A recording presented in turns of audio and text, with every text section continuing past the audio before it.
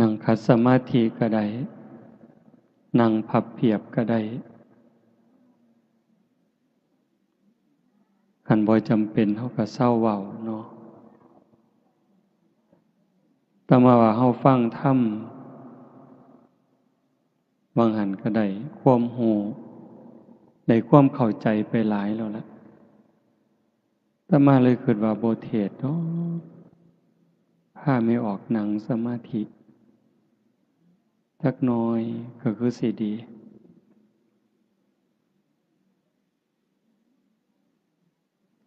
ฟังสำนั้นเฮาก็เข้าใจแล้วความรู้เฮาก็ได้หลายอยู่ที่จริงเฮาฟังประจำอยู่แถวนี้อย่างน้อยๆก็2 สถานี3 สถานีมีแต่อยู่ที่ส่งมาได้ยินได้ฟังได้ทำความเข้าใจมาหลายยังอยู่อย่างเดียวคือการยกระดับดวงจิตดวงใจเจ้าของให้มันอยู่กับศีลกับธรรมแต่มาก็บ่เข้าใจทั้งหมดดอกว่าญาติโยมเป็นจังไดการเป็นการอยู่การดำรงจิตดำรงใจมันเป็นจังไดแน่เพราะว่าแต่ละหม่องแต่ละบอนแต่ละชุมชนมันบ่คือกันเท่าที่อาตมาเห็นอาตมาวิเคราะห์โดยความรู้สึกว่ามันบ่เฮ็ดอีหลีปานใดบ่เว้าถึงผู้อื่นนำเด้เว้าถึงเจ้าของเนี่ยเป็นหลักบ่ค่อยได้เฮ็ด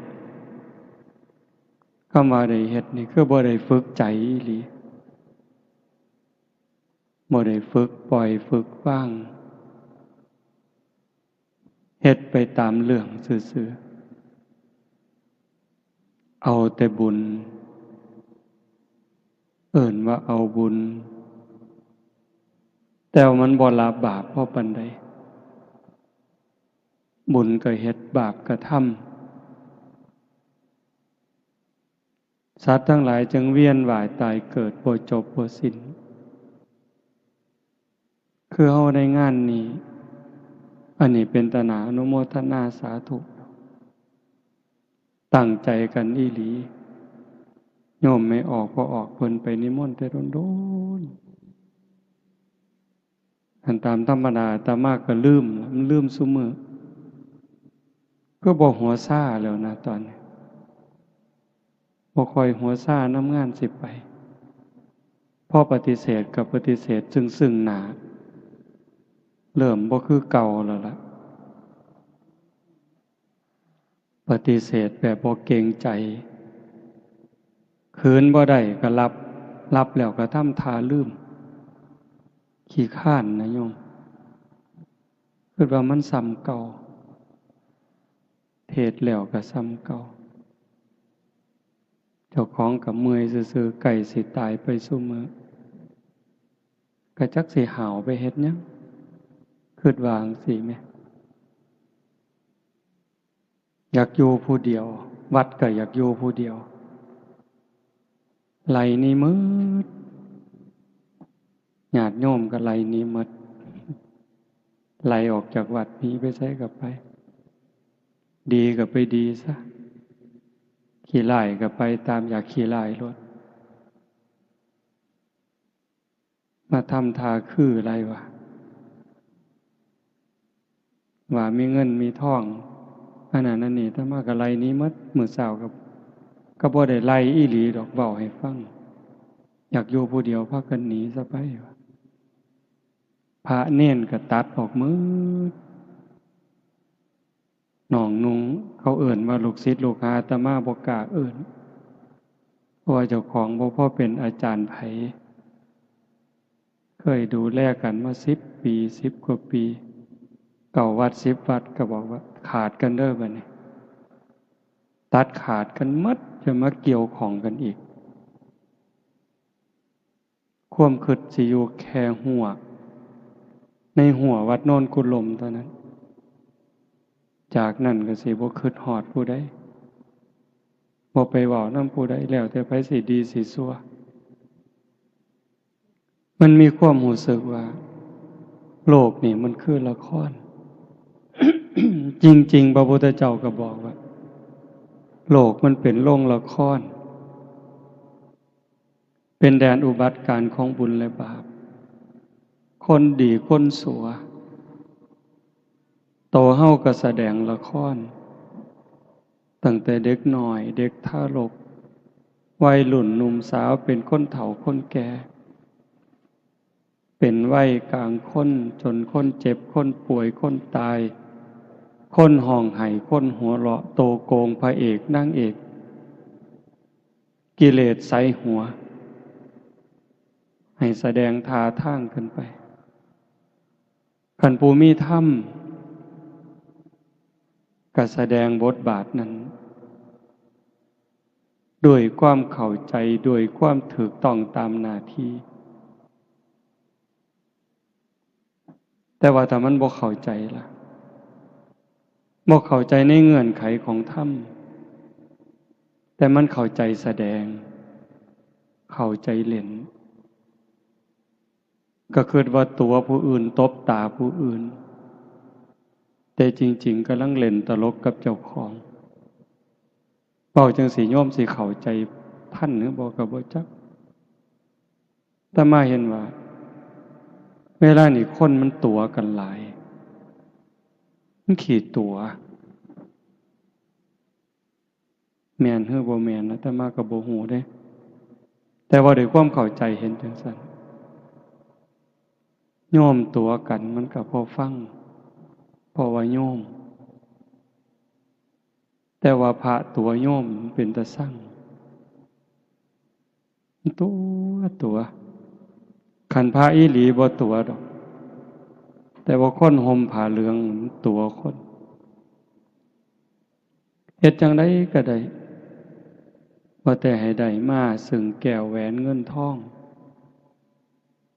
อำนาจวาสนาชื่อเสียงยศบริวารลืมสนิทว่าบาปมีบุญมีชาติหน้าชาติก่อนนรกสวรรค์มีลืมนึกถึงคำสอนพระพุทธเจ้าที่เป็นสัจจะเป็นความจริง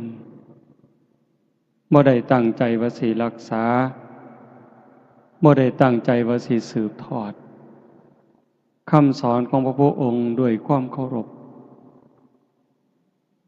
สืบทอดคำสอนของพระพุทธเจ้าด้วยความเคารพด้วยความเถิดทูนด้วยความสักการะบูชามื้อหนึ่งอาตมาว่าอาตมาบ่คือเก่าโยมใกล้สิปวงแล้วล่ะเบิ่งทรงมื้อหนึ่งไปร่วมงานครูบาอาจารย์ก็หลายนั่งเบิ่งแล้วก็คิดความคิดนะโยมไล่มาตั้งแต่หัวเลยองค์นี้ก็ตกนรกองค์นี้ก็ตกนรกองค์นี้ก็ตกนรกองค์นี้ก็ตกนรกองค์นี้ก็ตกนรกไล่มาจนฮอดเจ้าขององค์นี้ก็ตกนรกเป็นหยังพอความบ่ซื่อ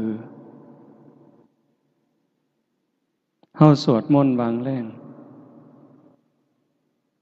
สุปฏิปันโนปฏิบัติดีพระสงฆ์สาวกของพระผู้มีพระภาคเจ้าปฏิบัติดีแล้วอุชุปฏิปันโนพระสงฆ์สาวกของพระผู้มีพระภาคเจ้าปฏิบัติตรงแล้วยายะปฏิปันโนสงฆ์สาวกของพระผู้มีพระภาคเจ้าปฏิบัติเพื่อรู้ธรรมเป็นเครื่องออกจากทุกข์สามีจิปฏิปันโนสงฆ์สาวกของพระผู้มีพระภาคเจ้าปฏิบัติสมควรแก่การต้อนรับแก่การกราบไหว้ แต่ว่าเบิ่งเข้าไปลึกๆมันบ่แม่นบ่แม่นอย่าว่าแต่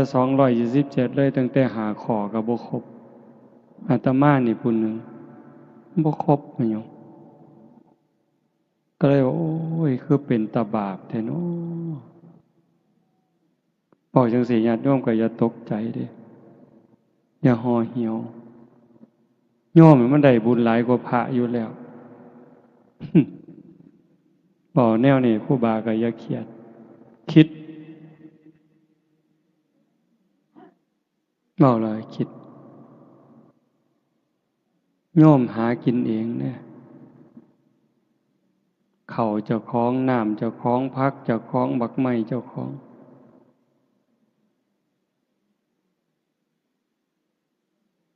แต่ว่าพระเน้นมันมีของเจ้าของจักอย่าง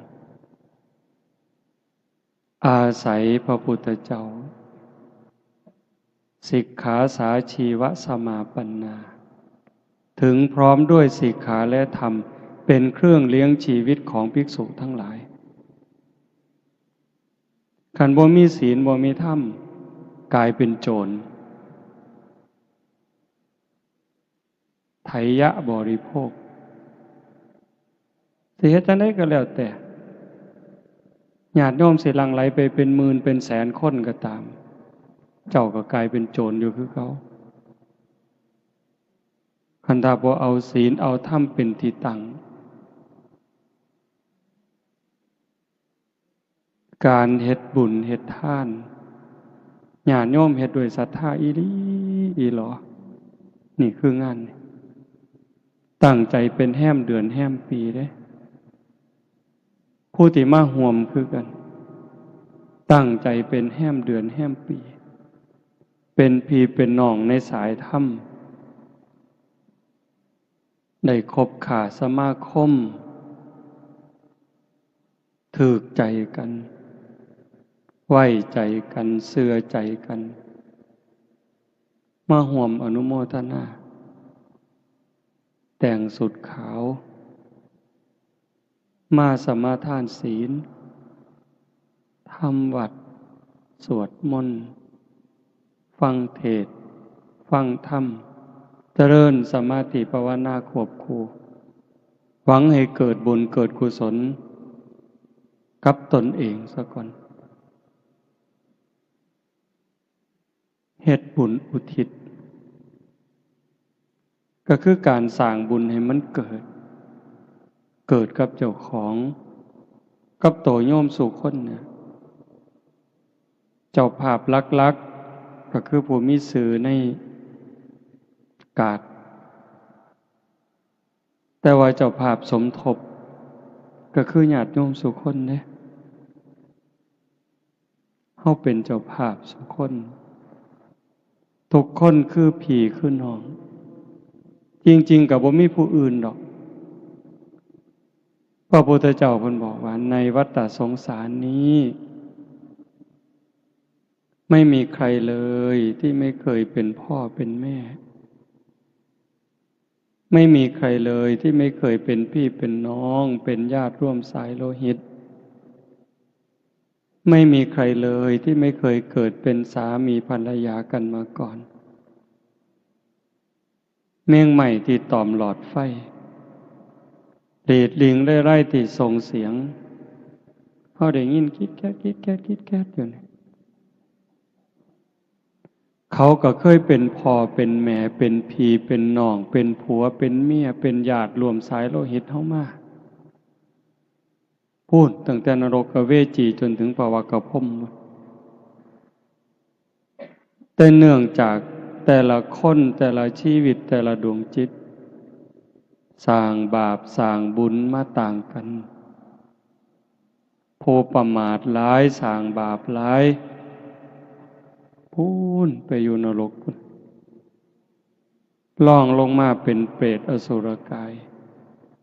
ผู้บาปหน่อยจักหน่อยเป็นสัตว์เดรัจฉานบาปหน่อยก็เท่านี้เกิดมาเป็นคนคือกัน เป็นคนพิกลพิการแข้งขาบ่ดีหูตาบ่ดียากจนคนแค้นผู้บุญหลายจักหน่อยเกิดมาเป็นคนคือกันรูปร่างดีหน้าตาดีผิวพรรณดีฐานะดีสติปัญญาดีโรคภัยไข้เจ็บหน่อยอายุยืนผู้บุญหลายขึ้นไปเป็นพิเศษเป็นเทวดาเป็นพรหมเฮาล่ะกะซ้ำเฮานี่ล่ะบุญหน่อยกะซ้ำนี่บุญหลายกะซ้ำนี่แต่ว่าก็โชคดีหลายบัดเกิดมาเป็นคนแล้วเกิดมาเป็นคนไทย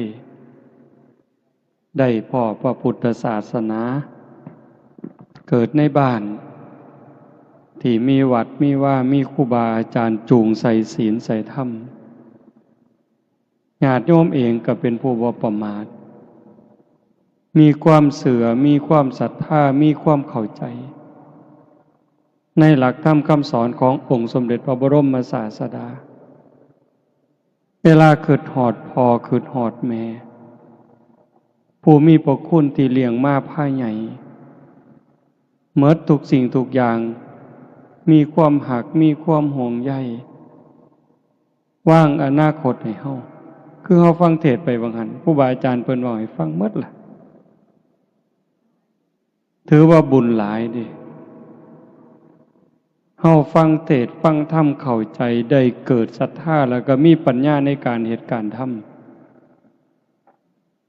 ำบ่เฮ็ดตามใจเจ้าของคิดบ่เฮ็ดตามความรู้สึกของสังคมบ้านเมืองเขาพาเฮ็ดฆ่าสัตว์ตัดชีวิตเลี้ยงเหล้าเลี้ยงยานี่มหรสพที่ยั่วย้อมม่อมเมาปลุกเราบาปอกุศลกระตุ้นกิเลสให้พุทธขึ้นในจิตในใจเฮาเองในจิตในใจลูกหลานมีปัญญาบ่เฮ็ดจังซั่นนิมนต์ครูบาอาจารย์มาพาทำวัดถ้ามาขี่รถผ่านมาก็ดีใจนำเด้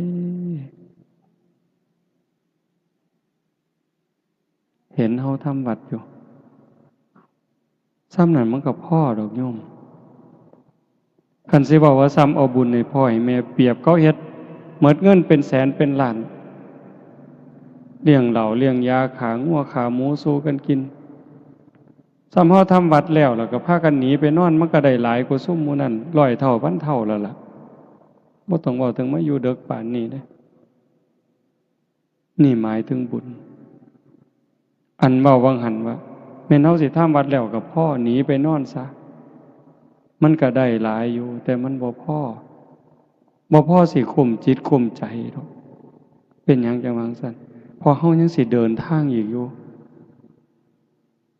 มันได้หลายเพียงแค่ว่าชนะการเฮ็ดบุญแบบนั้นแต่ว่าการสิเดินทางต่อไปในมือข้างหน้าตัวเฮาเองก็ตามบ่จบง่ายๆการเวียนว่ายตายเกิดถ้าหากว่าเฮายังปิดประตูอบายบ่ได้ปิดนรกบ่ได้ปิดเปรตบ่ได้อสุรกายสัตว์เดรัจฉานบ่ได้บ่ปลอดภัยอะโยมตะยานคันเฮาเบิ่งถึงรายละเอียดในคำสอนพระพุทธเจ้าเนี่ยมันเป็นตะยานถ้ามาเทศน์ดูๆเฮาก็จะได้ยินในวิทยุดงย่างก็จะเปิดอยู่บ่ได้เว้าเอาเองเด้นึกถึงคำตรัสพระพุทธเจ้าที่เฮาได้ยินดูๆดอกเต่าตาบอดนี่เฮาก็ฟังจนเข้าใจคนเฮาเวลาตายจากโลกนี้โอกาสสิกลับมาเกิดเป็นคนมันมีหน่อยซ้ำกับขนงัวซ้ำกับเขางัวสิได้เกิดเป็นคนเนี่ยมีหน่อยซ้ำเขางัวตัวหนึ่งมีเขา2เขา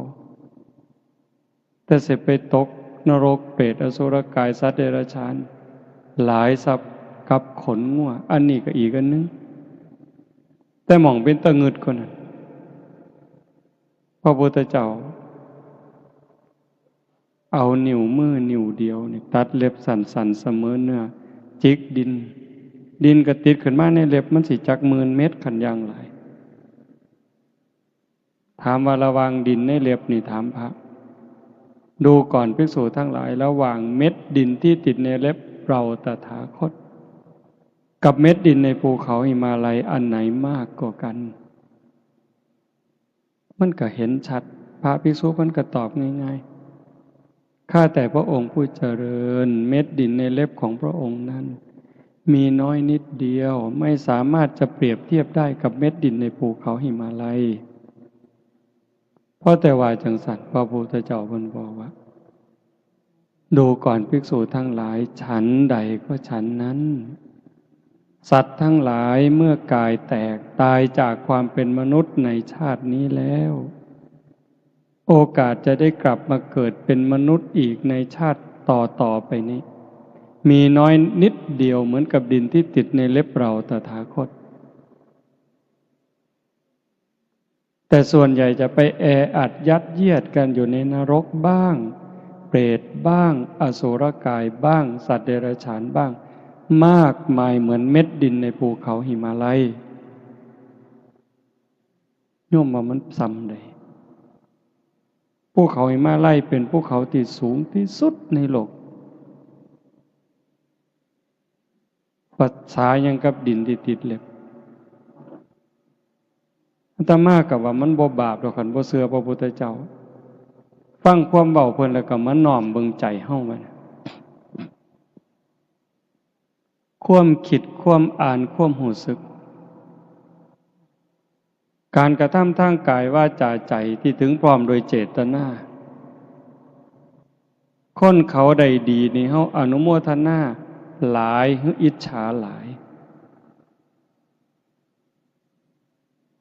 สรรเสริญคนย่องคนโดยความจริงใจกับเว้าโดยความ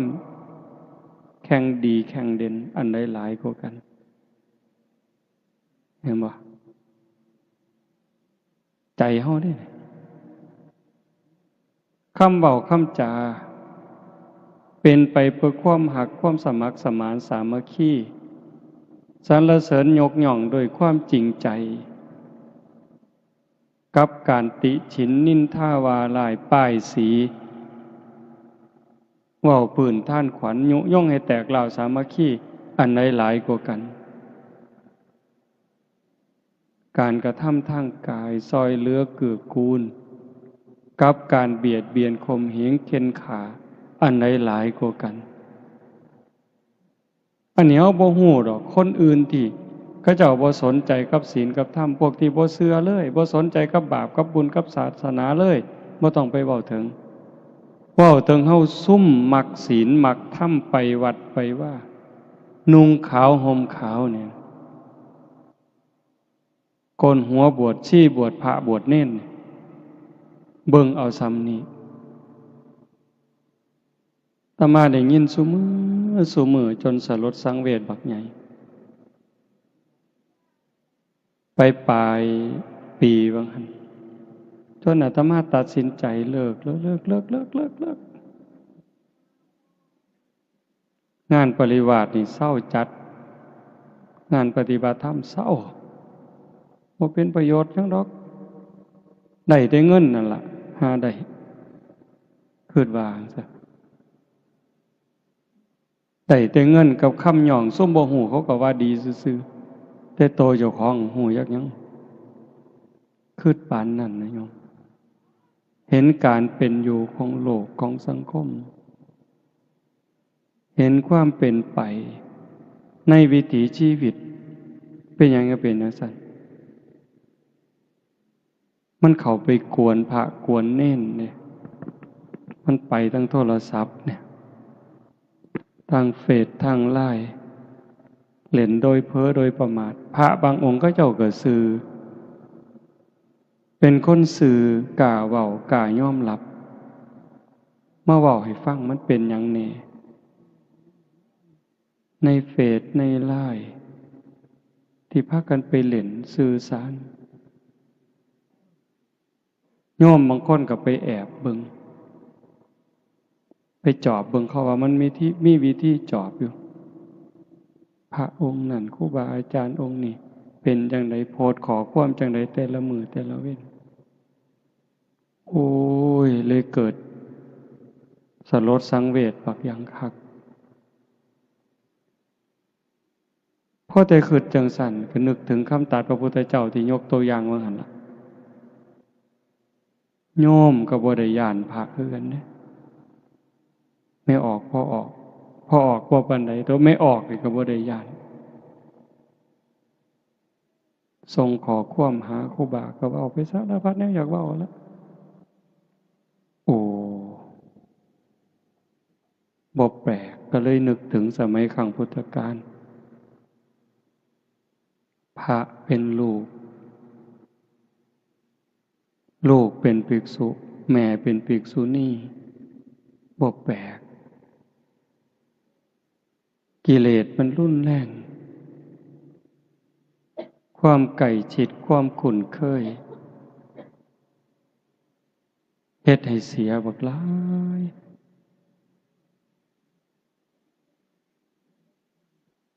ก็เลยมาเบิ่งว่ามันสิไปไสบัดนี้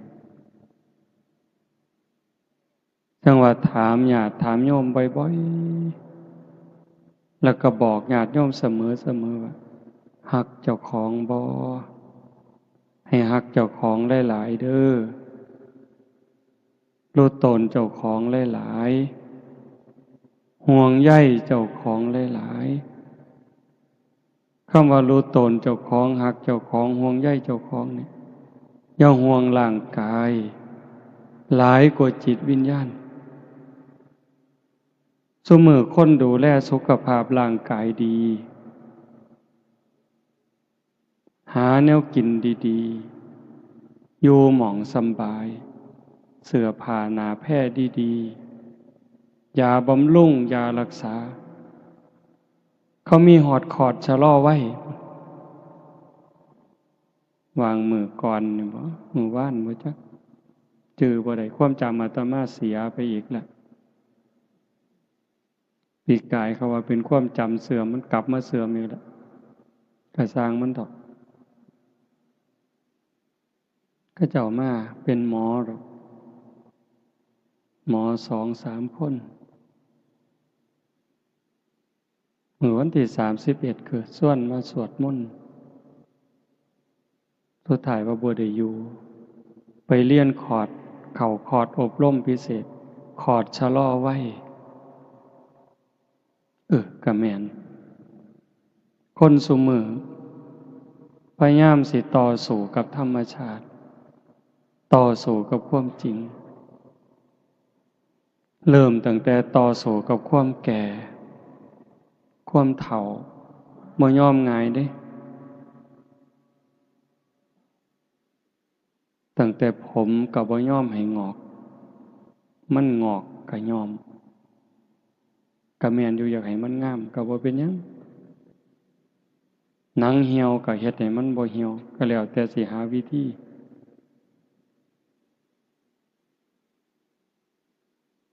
เขาว่าฉีดหน้าฉีดข้างฉีดดังหมดซุแนว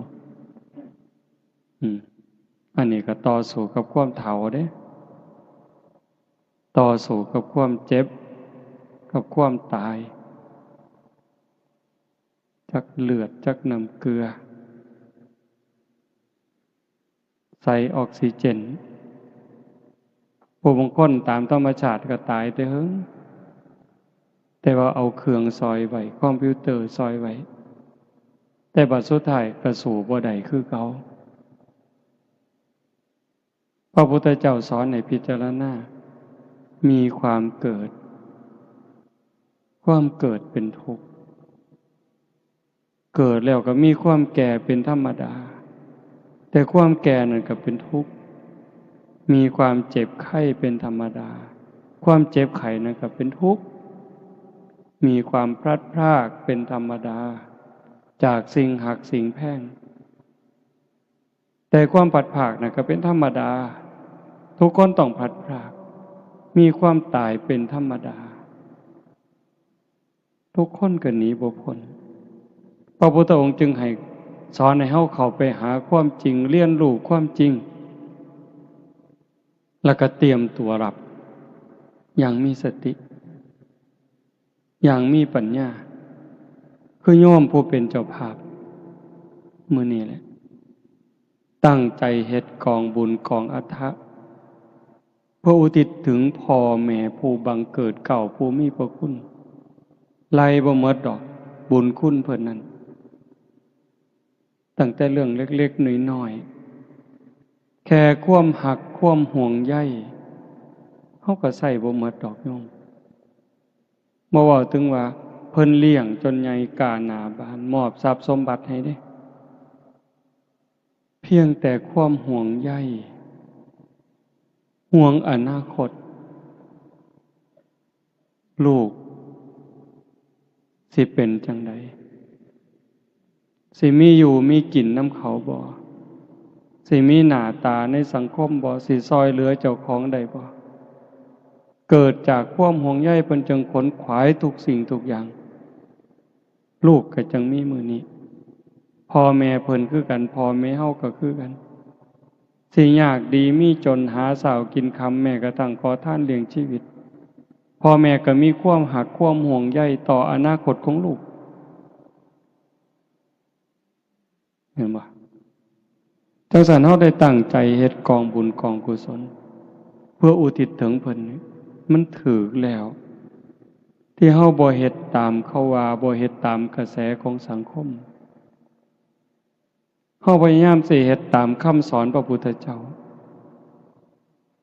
มันเพียงพอสำหรับการให้ทานสิเกิดบุญเกิดกุศลนี่โยมสิฟังอาตมาเว้าสองอย่างมันพออีกอันหนึ่งก็ว่ามันบ่พอสำหรับการเฮ็ดบุญมันพอแล้วสำหรับการสิอุทิศส่วนบุญส่วนกุศลเฮาหาพระอริยเจ้าบ่ได้เฮาก็หาครูบาอาจารย์ที่เฮาคิดว่าเพิ่นมีข้อวัดปฏิบัติงดงามตามสมควรพาฝึกพาหัดเว้าให้ฟังเฮ็ดให้เบิ่งแม่ชีแม่ขาวมีความสำรวมกายวาจาใจเฮาหาได้ดีที่สุดในเวลานี้นอกจากการให้ทานเฮาก็มีการสมาทานศีลรักษาศีลปฏิบัติตามสิกขาบทที่พระพุทธเจ้าเพิ่นตรัสเพิ่นสอนมีการสำรวมระวังกายวาจาใจให้เป็นปกติให้เรียบร้อยให้งดงามอันนี้กลายเป็นเนื้อหน้าบุญเด้นอกจากนั้นตัวเฮาเองก็ได้มีการฟังมีได้การเจริญภาวนาสำรวมจิตสำรวมใจตรงนี้มันส่งผลหลายแต่ที่ว่ามันบ่พอนั่นก็หมายความว่าคันเฮายังปิดประตูอบายบ่ได้เฮาก็ว่างใจบ่ได้อุ่นใจบ่ได้ว่าเฮาสิปลอดภัยในวัฏสงสารเนื่องจากจิตเฮามันกลับกรอกอีหลีรักษายากที่สุดอย่าให้ใจเจ้าของเนี่ยอาตมาก็คือกันความคิดความอ่านแต่ละเวลาหน้าที่เนี่ยบ่อยู่กับหล่องกับร้อยแม้กระทั่งว่าเป็นพระเขาสมมุติให้เป็นพระสมมุติให้เป็นครูบาอาจารย์แต่บางเทื่อความคิดความรู้สึกมันเป็นตาอยากอายอยากอายคิดบ่คือครูบาเห็นบ่คันสิว่าแต่ครูบาเพิ่นโยมก็ถามโยมมึงว่าโยมคิดคือโยมบ่แต่ว่าด้วยความเข้าใจลึกๆความรู้สึกของอาตมาว่าโยมส่วนใหญ่นี่ย่านบาปหลายกว่าครูบาอยู่เด้ลังเถื่อเด้อโยมลังเถื่อสำรวมระวังย่านบาปย่านกรรมกว่าครูบาอยู่เด้ครูบามันลึงคันถ้าครูบาย่านบาปบ่กล้าซื้อเลขดอกโยมบ่กล้าคั คันครูบาย่านบาปบ่กล้าบอกเลขแท้ๆอันนี้โยมกับจะเสือเนี่ยได้คิดเบิ่งเนี่ยสิรวยไปหยังเขาก็บ่ได้ซื้อน้ำก็บ่ได้ซื้อไฟก็บ่ได้เสียกุฏิก็บ่ได้เซาแต่ว่ายังซื้อเลขนำเขาไปเล่นมวยตู้เล่นบั้งไฟไปไกลเลยถ้าย่านบาปบ่กล้าเห็นบ่อันนี้บ่ได้มีเจตนาว่าให้กันเด้เพียงแต่ว่าถึงว่าในใจเนี่ยมันยังเอาบ่ออกคันเห็นไม่ออกผู้สีใกล้ๆครูบาก็ลักขึ้นแนวบ่คือเด้แต่ว่าไม่ออกบางคนบ่กล้าได้เว้าน้ำพระก้มหน้าเลยเด้หลายหม่องหลายบอนที่เขาเจ้าฝึกดีๆเวลาเว้าน้ำครูบานี่หลบตาก้มลงปั๊บย่างสวนทางกับครูบานั่งพับเพียบก้มหน้าลงปั๊บบ่กล้าเงยหน้าเบิ่งพระเห็นบ่นั่นคือแนวมันเป็นตาย้านก็ย้านไว้ระวังไว้คนโบราณเพิ่นสอนดีแต่ว่าซุมื้อมันเริ่มผสมประสานผู้ย้านก็ย้านผู้บ่ย้านก็บ่ย้านเลย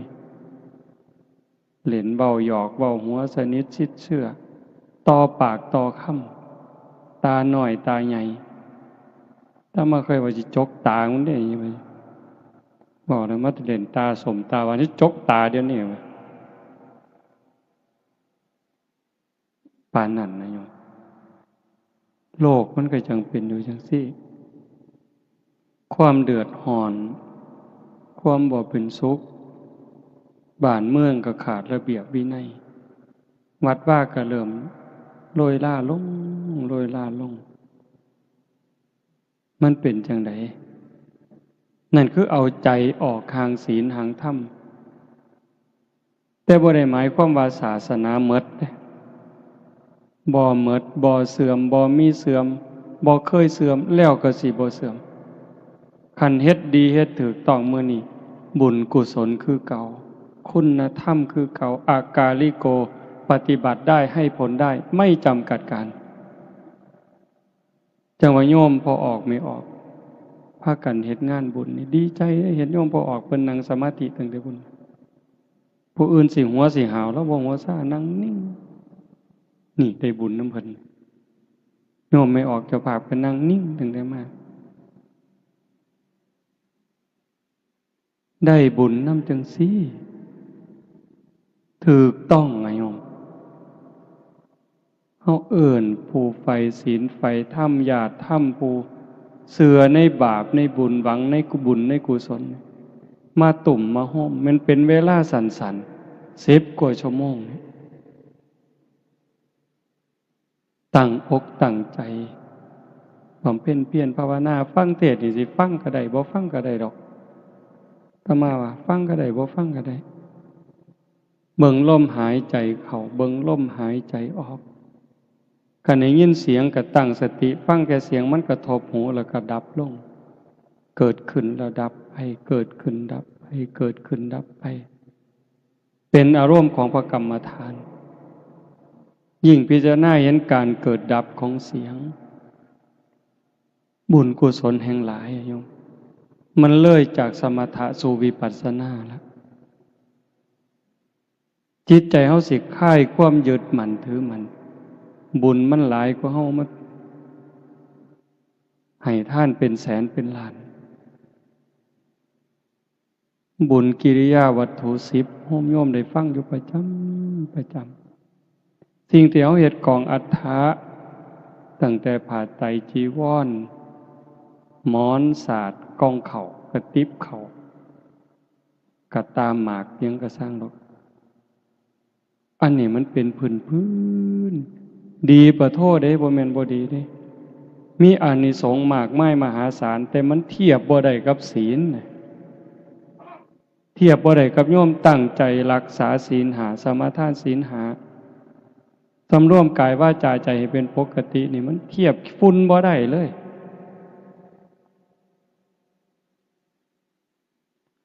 ท่านนี่มีองค์ประกอบบักหลายหนึ่งของให้ท่านนั้นบริสุทธิ์บ่ขันของให้ท่านบริสุทธิ์ผู้ให้บริสุทธิ์บ่ผู้ให้บริสุทธิ์แล้วผู้รับบริสุทธิ์บ่เอาผู้รับบริสุทธิ์ผู้ให้บริสุทธิ์วัตถุท่านบริสุทธิ์เจตนาล่ะก่อนให้คณะให้หลังให้นั่นหลายเรื่องอยู่ดิคุณธรรมของผู้ให้ของผู้รับละเอียดลงไปอีกเบิกหลายเหตุปัจจัยแต่ว่าการเอาสำรวมกายวาจาใจให้เป็นปกติปั๊บอายสัวโกบาปเป็นร้อยเท่าพันเท่าหลายกว่ากันกันยิ่งมาเจริญสมาธิข่มใจสำรวมใจจากจิตที่มันเคยฝุ่งซ่านไปอยู่กับอดีตไปอยู่กับอนาคตไปหักไปสร้างไปอยู่กับผู้นั้นผู้นี้ให้มันมาอยู่กับเนื้อกับตัวให้มันนิ่งให้มันสงบหายใจเข้าก็เห็นลมหายใจเข้าหายใจออกก็เห็นลมหายใจออกหยาบก็หูละเอียดก็หูสั้นก็หูยาวก็หูเห็นแค่ลมเข้าลมออกหูสิใส่พุทโธยังก็แล้วแต่เห็นรูปเจ้าของนางชัดเจนก็แล้วแต่จิตบ่วอกแวกบ่ไปหน้ามาหลังแต่มันนิ่งสงบอยู่อันนี้ก็หลายกว่าศีลอีกเป็นร้อยเท่าพันเท่าไปแต่การถ้าเขาเห็นการเกิดดับของอารมณ์เสียงดังขึ้นแล้วก็ดับไปเห็นเสียงมันเกิดดับเกิดดับอารมณ์ที่มากระทบจิตพอใจบ่พอใจเขาเห็นเป็นเพียงแค่สักว่าบ่ไปยินดียินร้ายเขาอาการที่มันเกิดเบิ่งสังเกตมันเกิดเดี๋ยวมันก็จางไปดับไปเกิดขึ้นก็จางไปดับไปเปลี่ยนแปลงอยู่ตลอดเวลาใจเขาจะเบาลงไปคลายความยึดมั่นถือมั่นนี่เดินตามห้อยพระพุทธเจ้าได้โตสงบบางหันยังน้ำห้อยฤาษีอยู่ได้แต่เห็นการเปลี่ยนแปลงเห็นสภาพที่มันทนบ่ได้ตั้งอยู่บ่ได้มีอนิจจังทุกขังอนัตตาบ่แม่นตัวตนของผู้ใดทุกสิ่งทุกอย่างอาศัยเหตุอาศัยปัจจัยเกิดขึ้นเมื่อเหตุเมื่อปัจจัยก็แตกสลายไปโตเฮาคือกันโตเขาคือกันสรรพสิ่งทั้งหลายในโลกเนี่ยบ่ว่าสิเป็นดินดอนตอนหญ้าภูเขาแม่น้ำคือกันหมดอาศัยกันแล้วเกิดขึ้นเพราะสิ่งนี้มีสิ่งนี้จึงมีเพราะสิ่งนี้ดับสิ่งนี้จึงดับการเฮาเข้าใจจังซั่นเห็นความเปลี่ยนแปลงอยู่ในร่างกายเฮาตลอดตั้งแต่เป็นเด็กน้อยมาเป็นหนุ่มเป็นสาวผมก็เปลี่ยนแปลงร่างกายผิวหนังก็เปลี่ยนแปลงหูตาก็เปลี่ยนแปลงเห็นความที่ทนอยู่บ่ได้ในสังขารร่างกายพิจารณาถึงความแตกดับร่างกายก็คือการสังขารที่เป็นส่วนร่างกายสังขารที่เป็นส่วนจิตใจคือกันหมด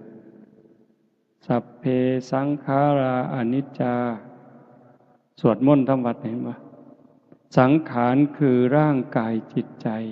และรูปธรรมนามธรรมทั้งหมดทั้งสิ้นมันไม่เที่ยงเกิดขึ้นแล้วดับไปมีแล้วหายไปห้องบวาเตปากเขาพิจารณาเบิงมันก็ชัดเจนอยู่มือนี่มันก็เป็นคือกันสัพเพสังขาราทุกขาสังขารคือร่างกายจิตใจและรูปธรรมนามธรรมทั้งหมดทั้งสิ้นมันเป็นทุกข์ทนยากเพราะเกิดขึ้นแล้วแก่เจ็บตายไปบ่เตปากเขาพิจารณาตามอีก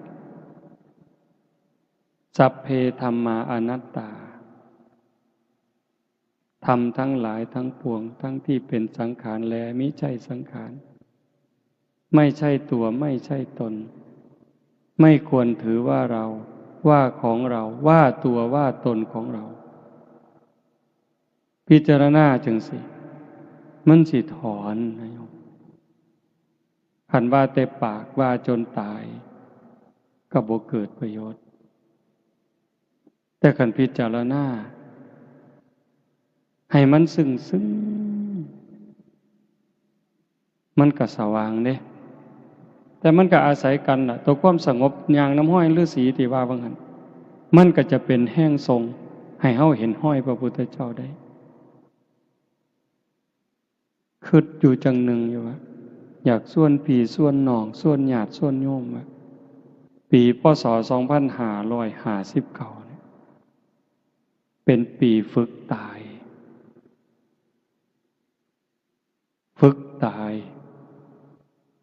เป็นปีให้เข้าใจธรรมขึ้นกว่าเก่าได้บ่หน้าตาบ่ต้องไปหัวซ่ามันดอกไผสิฮักไผสิซังไผสิศรัทธาบ่ศรัทธาอย่าเอามาใส่ใจเบิ่งใจเจ้าของนี่ว่ามันแบกอยู่บ่มันทุกข์บ่แบกเอาหักคนมาไว้นำมันบ่แบกเอาสร้างคนมาไว้บ่แบกเอาคำหย่องคำย่อมางี้ดีใจภูมิใจอยู่บ่แบกเอาความน้อยใจที่เขาเว้าพื้นเขานินทามาเป็นทุกข์จนนอนบ่หลับอยู่บ่ล้างความรู้สึกจังสี่ออกไป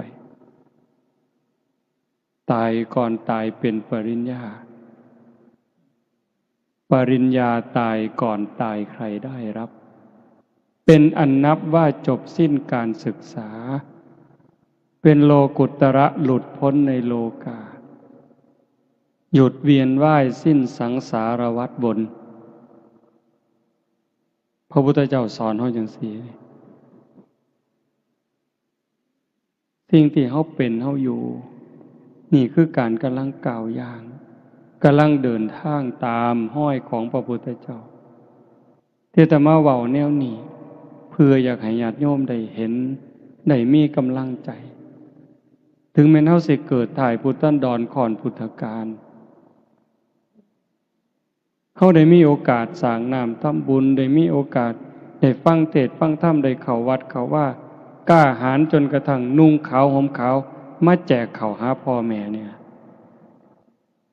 ฟังเทศน์ฟังธรรมเฮ็ดต่างบ้านต่างเมืองเพิ่นในยุคปัจจุบันนี่กล้าหาญมาปานนี้บ่ถอยหลังเด้บ่ถอยหลังบ่เสียดายบาปบ่เสียดายดอกการสิได้เล่นได้ม่วนบ่เสียดายความม่วนความงันคำว่าจังสี่หมายความว่าจังไดแม่นอยู่ดอกเฮาบ่จ้างหมอร้องหมอลำบ่จ้างหนังมาเบิ่งก็จริงแต่ว่าความสนุกสนานเว้ากันเพื่อได้หัวนี่อันนี้ก็ไปบ่ทันรอดเด้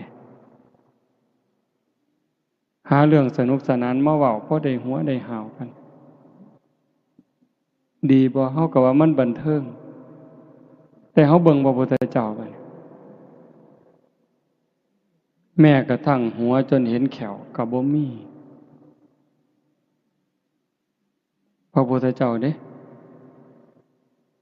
พระสาวกคือกันพระอรหันต์เพิ่นคือกันคันเห็นสิ่งที่แปลกประหลาดสิ่งที่อัศจรรย์อย่างหลายเพิ่นก็เพียงแค่แย้มที่มุมปากเห็นบ่เพียงแค่แย้มแต่ผู้เห็นพระภิกษุนำกันเห็นก็สิถาม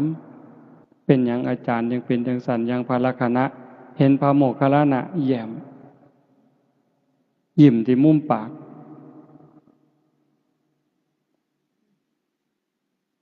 ถามจังซั่นพระโมคคัลลานะเพิ่นว่าบ่ตอบดอกสิตอบต่อเบื้องพระพักตร์ของพระพุทธเจ้าพอแต่กลับจากบิณฑบาตพระลักขณะถามพระโมคคัลลานะเพิ่นว่าเพิ่นเห็นเปรตลักษณะจังซั่นจังซั่นพระพุทธเจ้าก็เลยบอกสาธุอันนั้นเป็นเรื่องจริงเฮาก็เห็นคือกันเป็นเวลานานมาแล้วแต่เฮาก็บ่เคยเว้า มื้อนี้โมคคัลลานะเป็นพยานให้เฮ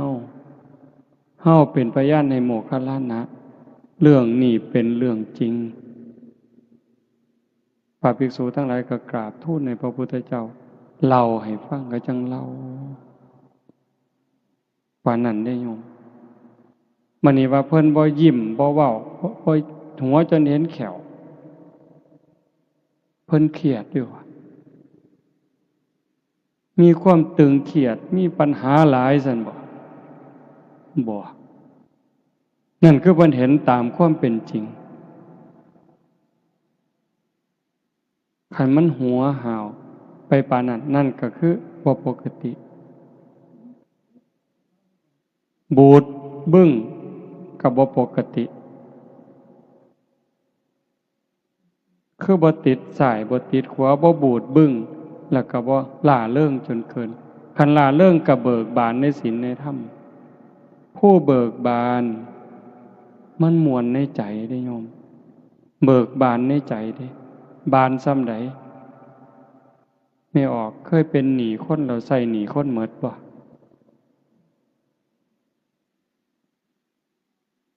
นั่นล่ะเวลาเราเป็นหนี้เขามันก็ทุกข์ก็อุกกะอังอยู่เด้พอแต่ใส่หนี้หมดปั๊บมันสวงนั่นคือเบิกบานเนี่ยทรงลูกทรงเต่าให้เรียนหนังสือหนังหาจนเขาเจ้าได้ทำการทำงานมั่นคงนั่นเฮาก็สวงเบิกบานเด้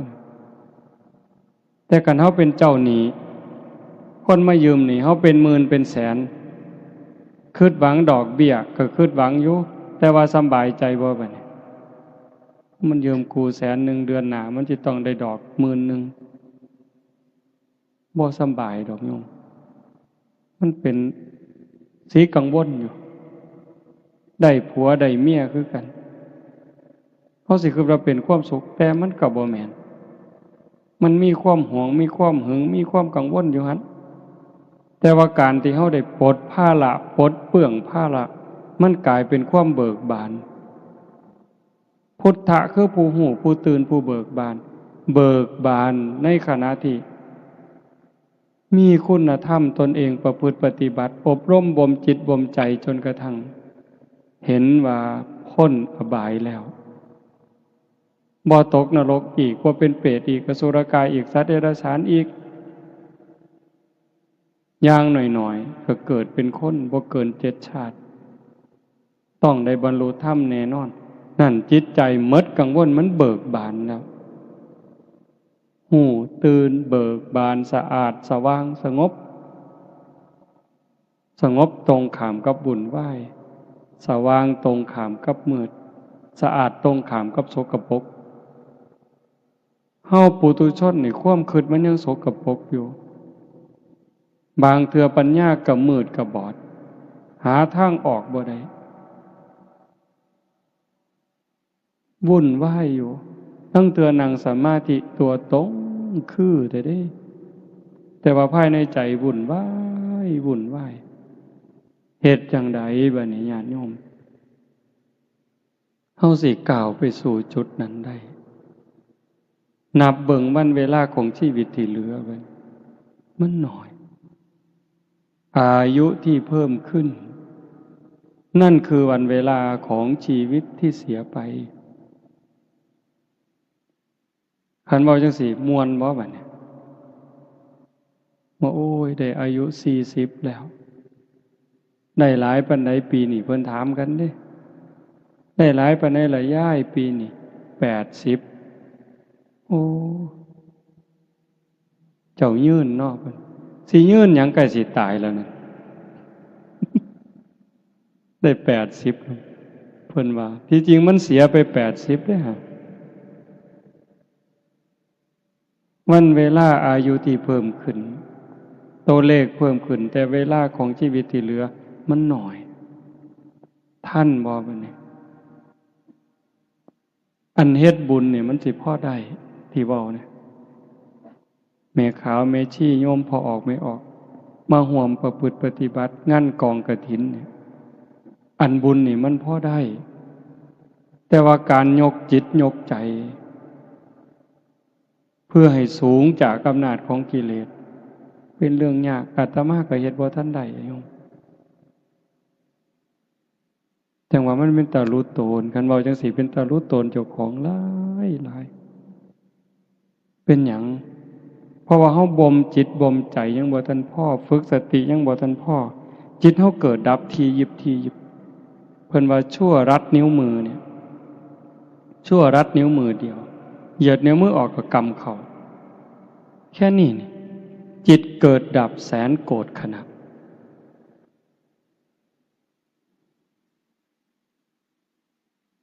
ร้อย10ร้อยเป็นพัน10พันเป็นหมื่น10หมื่นเป็นแสน10แสนเป็นล้าน10ล้านเป็นโกรธแค่เฮาเหยียดมือออกแล้วก็กำนิ้วมือเข้าปุ๊บจิตเฮาเกิดดีใจเสียใจหักสั่งอิจฉาริษยาแสนโกรธครั้งแสนโกรธขณะเร็วส่ำใดวิทยาศาสตร์เพิ่นบอกว่าแสงเร็วกว่าเสียงแต่ว่าโดยความเป็นจริงบัดนี้จิตใจเฮานี่เร็วกว่าแสงบ่ฮู้จักหมื่นเท่าแสนเท่าผู้ใดเคยไปเมืองนอกนำไปกรุงเทพนี่คิดฮอดกรุงเทพปั๊บฮอดละผู้ใดเคยไปประเทศลาวคิดเบิ่งเด้อล่ะฮอดผู้ใดไปประเทศอินเดียคิดฮอดปุ๊บฮอดละผู้ใดเคยไปอเมริกาอังกฤษลองคิดเบิ่งติฮอดละเห็นบ่ไวส่ำใดหายใจเข้าเทื่อสิสุดจิตเฮาเกิดไปเท่าใดเกิดหักเกิดสร้างกันสงบมันบ่ได้คมมันบ่ได้ปึ๊บบัดเจ็บไข้ได้ป่วยเป็นจังไดโยมก็วนก็วายส่ำใดคันบัดเฮาสิตายล่ะรักษาจิตบ่ได้มันปวดเกินมันเจ็บเกินมันทรมานเกินเฮาบ่ฮู้เฮาสิตายย้อนโรคหยังคันโรคเจ็บโรคปวดโรคทรมานข่มเวทนาบ่ได้จิตดิ้นรนแฮงตายในขณะที่ทุกข์มันไปอบายแน่ๆคันว่าสันเลือกไหลตายดีบ่นอนหลับตายเลยบ่ต้องลุกก็บ่ฮู้อีกล่ะว่าไหลตายนี่ผู้ไหลตายเขาในลักษณะใด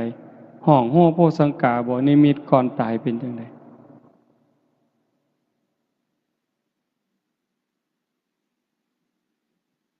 มื้อวันที่31อาตมาขึ้นไปภูเขาหน่อยพระพุทธรูปอยู่นั่นหายามกลางคืนเผื่อมีคนอยากไปนั่งสมาธิพิเศษเอาเฟื่องไปผูกก่อนนะขี่รถหน่อยขึ้นไปเอาเฟื่องไปว่างเอาเฟื่องไปยายเอาศาสตร์มาปูไต่ฐานพระมันก็มีศาสตร์เอาศาสตร์มาปูล่มมันผันหลายล่มแห้งย่านล่มพัดศาสตร์ปิวพันเห็นไม้ขอนนึงก็ใหญ่เติบเห็นไม้ขอนนึงยาวประมาณคาแขนอาตมาก็เลยว่าเอาไม้มาทับศาสตร์ดอกว่าพอแต่ไปยกขึ้นปั๊บหลดไม่งอดอยู่ในไม้เบิ่งความเร็วของมันความเร็วของจิตเด้แต่สติตามบ่ทันดอกปั๊บเนี่ยห้องอาตมาลงห้องโอ๊ะอันนี้เขาให้สมมุติเป็นอาจารย์เด้เว้าแต่กรรมฐานอยู่เรื่อยเว้าแต่เรื่องการปฏิบัติเจริญสติอยู่เรื่อยลักห้องบ่ฮู้โตไม่ออกโอ๊ยเพิ่นว่าโอ้ยบ่โอ้ยซื่อๆโยนขอนพร้อมจักโยนไปไสบ่ฮู้เด้นั่นน่ะพระองค์หนึ่งก็อยู่ข้างๆโยม2คนก็กำลังซอยจักโยนไปไสอาจสิโยนใส่ตีนเจ้าของก็ได้บ่ฮู้ที่เลยโยนเลยคันสมมุติว่าฟ้าผ่าอาตมาก็ตกนรกคือจังไดก็ตามสมมุติว่าไม่งอดตอดแล้วตายตอนนั้นบวชมา28 ปีได้โยม เขาเอิ้นอาจารย์ลาวีเด้เขาเอิ้นพ่อครูเด้ขี้ร้ายบ่หมู่เจ้าว่าเห็นบ่ขี้ร้ายบ่นี่เป็นตาอยากอายบ่โอ้ยเป็นตาอยากอายคักเด้อคุยบ่ได้โยมมื้อนี้เฮาไปเฮามาขี่รถขี่เรือไปหันไปนี้สิพากันเปิดเพลงฟังสำบายโอ้ยบ่แม่นดอกโยมกินข้าวกินน้ำสิอ่อนซ้อนน้ำแซ่บอยู่นั่นบ่แม่นหาแค้นเขาตายเด้ไปไสล่ะในเมื่อควบคุมจิตบ่ได้ตรงนี้เป็นตาย้านโยมถ้าเว้าถึงบุญนี่มันคักอยู่แล้วแต่ว่าคนเฮ็ดบุญมันก็ตกนรกเห็นบ่พระนางมัลลิกาพระมเหสีของพระเจ้าอุเทนก็ถ้ามาจำบ่ผิดเราเฮ็ดบุญมาบักอย่างคักบักอย่างหลายแต่จิตดวงสุดท้ายไปเฮ็ดบาปคิดเห็นบาปนิดเดียวตกนรกเอลกาปัตตนาบวช20,000 ปีเด้โยม20,000 พรรษาเด้บ่ได้บวชขี้เล่นๆเด้บวชประพฤติปฏิบัติหวังเป็นพระอรหันต์หวังหลุดพ้นพุ่นน่ะบัดใจสิขาดบวช20,000 ปีเนาะเอาบักอย่างคักหวังบรรลุธรรมเป็นพระอรหันต์แต่ว่าจิตดวงสุดท้ายบัดใจสิขาดภาพที่ตนเองเฮ็ดตะไคร่น้ำขาดมันปรากฏมันก็สำคัญอยู่ในอันบุญมันบ่คือเห็นเด้คือเห็นตะไคร่น้ำพันข้อมันเกิดนิมิตมามื้อนี้ยังเป็นนาคอยู่เด้ผู้ใดสิซอยไผบัดนี้โยมสะเดาะเคราะห์นี่ซอยได้บ่เสริมดวงนี่ได้บ่รดน้ำมนต์นี่ได้บ่ให้ครูบาอาจารย์องค์นั้นองค์นี้เฮ็ดให้ได้บ่มีทาง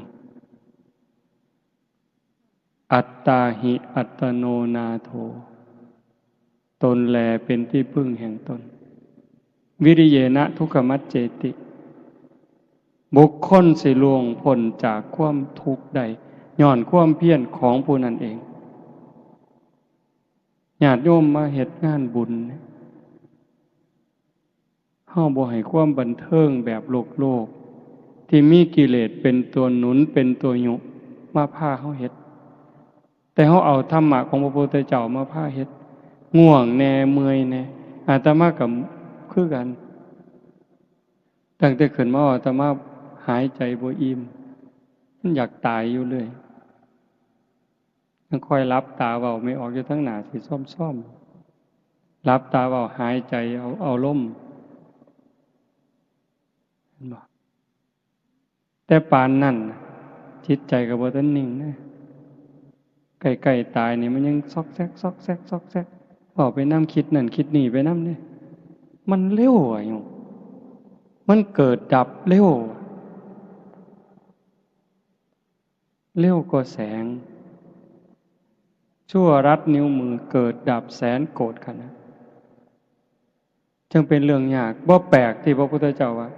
เมื่อสิ้นลมหายใจตายจากความเป็นมนุษย์ในชาตินี้แล้วโอกาสจะไปตกนรกบ้างเปรตบ้างอสุรกายบ้างสัตว์เดรัจฉานบ้างมากมายเหมือนเม็ดดินในภูเขาหิมาลัยแต่โอกาสจะได้กลับมาเกิดเป็นคนอีกมีน้อยนิดเดียวเหมือนดินที่ติดในเล็บเราตัดเล็บสั่นๆเสมอเหนือมันสิหลายปานใดไม่ออกก็ลองไปจิกดินมื้ออื่นแต่ก็ออกมานับหากล่องละเอียดซองเบิ่งว่ามันจักเม็ดลองไปเทียบกับภูเขา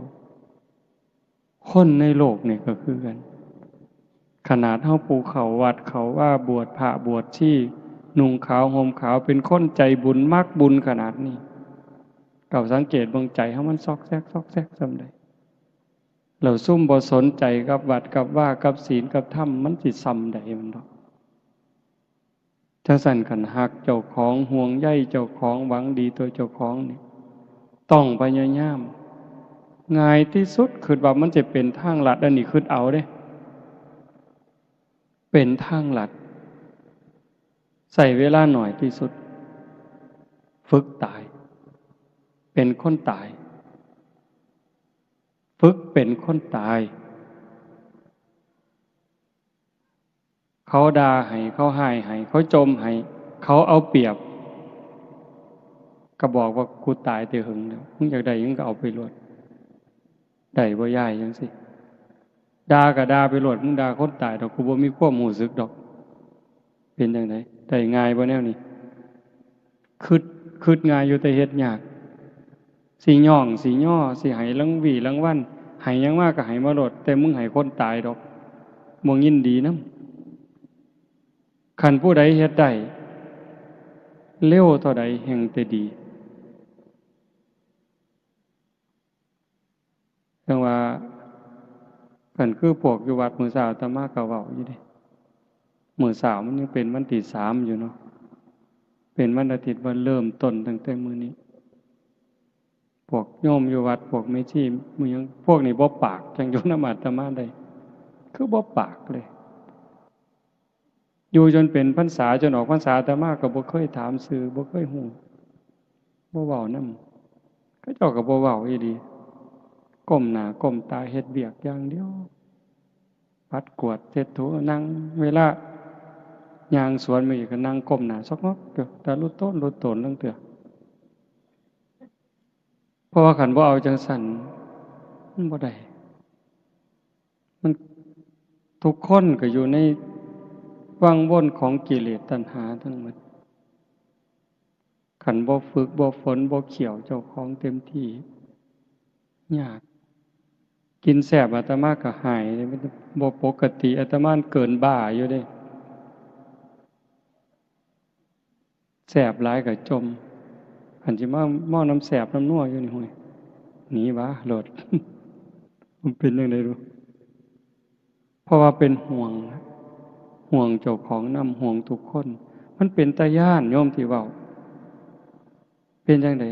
อันตายเนี่ยมันก็เป็นตาย้านอยู่แต่อาตมาว่าหลังตายเป็นตาย้านกว่าเป็นหยังจังว่าจังซั่นในขณะที่เฮาเป็นอยู่นี่ทุกข์ใจเฮาก็เคยทุกข์มาแล้วผัวตายเมียตายลูกตายพ่อแม่ตายเฮาก็ทุกข์มาบ่แห้งอ่ะล่ะแม่โยมแม่อาตมาเสียตั้งแต่ปี52คิดพ่อมื้อนี้ลางเทื่อน้ำตายังออกอยู่ดิเวลาคิดอยากให้ขึ้นมาอาตมาก็คิดหาเรื่องซื่อๆเด้คิดเห็นความบอกความสอนคิดเห็นความหักความแพงที่เพิ่นมีเท่านั้นมันก็ไหลแล้วน้ำตาเห็นบ่ทุกข์ย้อนพ่อแม่ตายพี่น้องตายของหักของแพงเฮาเคยมาแล้วเฮาก็ทนได้มันชินแต่ว่าคันทุกข์หลังตายคันไปตกนรกก็ยงมีหรือบ่มีก็สร้างล่ะแต่อาตมาเชื่ออย่างอเวจีมหานรกอยู่กับไฟบ่มีช่องว่างของความร้อนไฟคือกับไฟทานกะกะคือไฟแก๊สจัดๆร้อนเสมอต้นเสมอปลายชั่วกับชั่วกันเอาซ้ำใดบางเทื่อเพิ่นก็นรกภูเขาเล็กกิ่งมาในทิศทั้งสี่เข้ามากระทบกันบดเฮานี่ขาดเคิงมุนกับหมองรถอันนี้เป็นตาย้านบ่คันเป็นเปรตหิวตลอดน้ำเลือดน้ำหนองไหลส้มเป็นตาย้านซ้ำใดถ้ามาว่าได้เป็นตาย้านขันมันดีที่สุดก็คือพยายามฝึกฝนอบรมบ่มจิตบ่มใจถอนหักสร้างบ่ต้องได้บ่ต้องเสียคันมันได้ก็สมมุติว่าได้ก็ใส่ไปตามนั้นมีไปตามนั้นแต่บ่เอามาแบกว่าของกูจนเป็นทุกข์เสียก็บ่แม่นว่าเสียดายว่าของกูจนต้องเป็นทุกข์ต้องนำเอาคืนต้องตามยื้อต้องแย่งต้องฟ้องลงฟ้องศาลให้ได้กลับคืนมาก็บ่ให้มันเป็นถึงขนาดนั้นขันปล่อยได้ว่างได้จิตใจว่าเป็นทุกข์นั่นคือใจลอยเด้ ใจลอยขึ้นสูงขึ้นจากอำนาจของกิเลสตัณหาการทำบุญนี่เป็นพื้นฐานเฮาสวดอยู่ประจำดอกสัพพปาปัสสะอาการนังการไม่ทำบาปทั้งปวงนี่เบื้องต้นเลยเว้นจากการเฮ็ดบาปเพราะว่าบาปมันเฮ็ดให้เกิดทุกข์ก่อทุกข์ก่อโทษก่อความเดือดร้อนให้ตนเองและผู้อื่นบาปเนี่ยบาปคือความทุกข์ความเดือดร้อนทั้งตนเองและผู้อื่นกุศลสูปสัมปทาการทำกุศลให้ถึงพร้อมเฮ็ดบุญเฮ็ดกุศลให้มันหลายขึ้นมากขึ้นบุญเฮ็ดให้เกิดความสุขความสบายใจทั้งตนเองและผู้อื่นนี่ก็คือภาพจังซี่ผู้ใดมาเห็นกันคนดีมีสัมมาทิฏฐิอดบ่ได้ดอกสิอ่อนซ่อนน้ำภูมิใจน้ำดีใจน้ำอดบ่ได้ฮอดเทวดาพุ่นแต่ว่ามันบ่ทันปลอดภัยทีละอย่างว่าเอลกาปัตตนาก็ตามพระนางมลิกาก็ตามเห็นบ่เพราะว่าจิตมันยังแวบๆๆๆรักษาบ่ได้บัดยามใกล้สิใจขาดแทนที่มันสิเอาบุญเฮ็ดบุญบักหลายทอฟ้าเนี่ยมันไปคิดเห็นบาปทอเข็มไปแล้วดิใส่บาปก่อนดิคำสอนของพระศาสนาจังเป็นสิ่งอัศจรรย์เป็นสิ่งประเสริฐสูงสุดสัจจิตตปริโยทปนังการชำระจิตของตนให้ขาวรอบชำระใจขัดสีใจให้ของจิตของใจเฮานี่ให้มันสะอาดบริสุทธิ์สะอาดจากหักสะอาดจากสั่งสะอาดจากโกรธสะอาดจากเกลียดสะอาดจากกลัวสะอาดจากโลภโกรธหลงเฮ็ดได้ง่ายบ่ง่ายคันมันง่ายกับบรรลุธรรมกันหมดแล้วก็จังต้องเพียรการให้ทานนี่เป็นอุบายเพื่อเอาชนะความขี้ทีคันเฮาสิว่าเอาบุญก็หมายความว่าการให้ทานนี่เฮ็ดให้เฮามีอยู่มีกินเกิดชาติหน้าชาติใหม่สิเป็นคนร่ำคนรวยคนสวยคนงามนี่เว้าเอาบุญบ่ให้เกิดแต่คันเว้าตามห้อยพระพุทธเจ้าไปการให้ทานเป็นอุบายเอาชนะความขี้ทีขี้เหนียวบ่หยุดรักษาศีลคันว่าแบบเอาบุญเพื่อให้เกิดมางามรักษาศีลเฮาสิเกิดมางามโรคภัยไข้เจ็บน้อยรูปร่างหน้าตาดีผิวพรรณดีโรคภัยไข้เจ็บหน่อยอายุยืนนั่นบอกจังซี่เด้แต่คันเว้าตามห้อยพระพุทธเจ้าอีหลีบัดศีลเป็นอุบายออกจากการเบียดเบียนบ่เบียดเบียนตนเองบ่เบียดเบียนผู้อื่นคันบ่เบียดเบียนมันก็บ่มีบาปมันก็บ่มีโทษบ่มีเวรบ่มีภัยมันก็สะอาดไปเรื่อยศีลเป็นเครื่องชำระบุญเป็นเครื่องชำระศีลก็เป็นเครื่องชำระศีลก็เป็นอาภรณ์เห็นบ่ล่ะการเจริญภาวนาคันว่าแบบเอาบุญเจริญภาวนาเฮ็ดให้เฮาฉลาดก็แม่นอีหลีเบิ่เกิดชาติหน้าพบใหม่ฉันใดก็สิเป็นคนมีสติมีปัญญาเฉลียวฉลาดอันนี้เว้าแบบเอาบุญแต่คันเว้าตามพระพุทธเจ้าการเจริญภาวนาเป็นอุบายเอาชนะความหลงความงมง่ายเพราะว่าการเจริญภาวนาเฮ็ดให้เกิดสติเกิดปัญญาฉลาดก็จริงแต่คันลึกไปกว่านั้นมันประหารกิเลสได้เกิดปัญญาจนสามารถเอาชนะกิเลสได้งานบุญ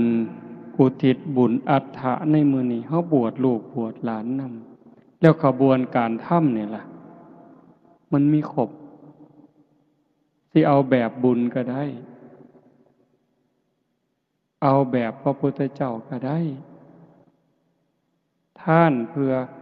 ให้ร่ำให้รวยอุทิศถึงพ่อแม่ก็บ่ผิดขันคักไปกว่านั้นท่านเพื่อเอาชนะความขี้ทีคนขี้ทีมันท่านบ่ได้ขันแม่นท่านก็หวังหลายกว่าเก่าไปท่านหาบาทอยากถือเลขรางวัลที่1พูนปวงบ่บัดนี้เจ้าว่า ท่าน10 บาทท่าน100 บาทก็ฟังแต่เขาสิอ่านชื่อคันเขาบ่อ่านชื่อก็นอนบ่หลับยามมื้อเช้าไปถามผู้ใหญ่บ้านเป็นหยังบ่อ่านชื่อข่อยเพิ่นว่าบ่แม่นแต่โยมเด้อาตมาก็เป็นโง่โง่ยังว่าเป็นตาบักกอกเขกคือหยังนี่ ทำบุญจังซี่กันเขาบ่เว้าชื่อถึงเจ้าของมันคือบ่ว่าเพิ่นยังว่าอยู่บัดเขาอ่านให้อาจารย์นาวีบริจาค5 บาทสิซื่นๆขึ้นมาจักหน่อยย่างออกจากหม่องก็คือสิคือเบิ่งติล่ะมันอยู่ในนี่โยมกิเลสนี่มันอยู่ในนี่คันเว้าแม่นแนวเป็นตัวเป็นตนเป็นแต่จับมาขายอีหลีเนาะโยมเนาะมันเป็นแต่จับมันมาจับขาตีใส่ดินพุ่นนี่ผลบ่แม่นมีแต่มันจับขาเฮาตีใส่ดินพาเฮาเกิดพาเฮาตายพาเฮาตกนรกมกใหม่เกิดมามีแต่โลกแต่ไผ่นี่โยมไม่ออกเพิ่นถามว่างั้นบ่ไปเดินทุดงค์นำเพิ่นบ่เพิ่นไปจังได๋ตั้งแต่ย่างขึ้นมานี่ยังกุจุกะจะคันย่างบิณฑบาตมาบิณฑบาตมื้อนึงต้องเซา2 มื้อโยมอาตมามันบาปหลายจังว่าคันบางมื้อบ่หาแต่ได้ปานนั้นเด้คันย่างตีนเป้าแน่จักหน่อยย่างหม่องบ่นี่แน่กึกกักมื้อนั้นไปเบิ่งเขาเฮ็ดภูเขาย่างไปซองนั่นซองนี้เฮ้ยบ่พอ10 นาทีไปบ่เป็นแล้วจักเป็นย้อนบาปย้อนกรรมอันใดย้อนผิดศีลผิดธรรมมาก่อนนั่นล่ะก็เลยเป็นแนวนั้นจังว่ามันเป็นตาย้านมันส่งผลทั้งหมดโยมเคยเว้าอยู่อันหนึ่งที่พระพุทธเจ้าเพิ่นบอกว่าขึ้นชื่อว่ากรรมแล้วจะมากก็ตามจะน้อยก็ตามจะไม่ให้ผลนั้นไม่มีสัพพังนรานังสัพพลังสุจินังนกัมมุนาอากินจนะโมฆะมัตถิขึ้นชื่อว่ากรรมแล้วจะมากก็ตามจะน้อยก็ตามจะไม่ให้ผลนั้นไม่มียกตัวอย่างให้ฟังผู้คนก็สิได้ยินแล้วก็ซ้ำเรื่องใส่เบ็ดซ้ำเรื่องใส่เบ็ดทุกมื้อก็ได้รับผลบ่แล้วไม่ออกเป็นอยู่ว่ากัดปากเจ้าของนี่แม่กัดลิ้นเจ้าของอาตมานี่ซ้ำกินน้ำก็กัดโยม